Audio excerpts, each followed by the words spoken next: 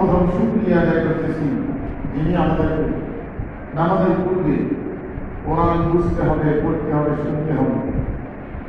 কোরআন বুঝিয়ে তারপরে নামাজে দাঁড়াতে হবে। অন্যদিন নামাজের ভিতরে তেলাওয়াত করতে হবে। নামাজের আগে শোনা ফরজ নয়। শুক্রবার নামাজের আগে কোরআন শুনতে হবে আগে, কারণ বুঝতে গিয়ে প্রশ্নের উত্তর থাকতে হবে, অনেক কথা বলা যাচ্ছে। এই জন্য নামাজের আগে এটা শোনা লাগে, তখনও নামাজের এহরাম বাঁধেন। আর এটা শোনার কারণে তো 2 রাকাত নামাজ আল্লাহ কমাইছেন।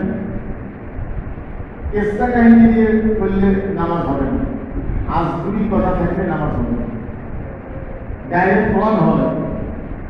নামাজের আগে কোরআন পড়িয়ে আপনি যে আত্মসমর্পণ করলেন সেটা সেজদা দিয়ে দেখাই দিতে হবে।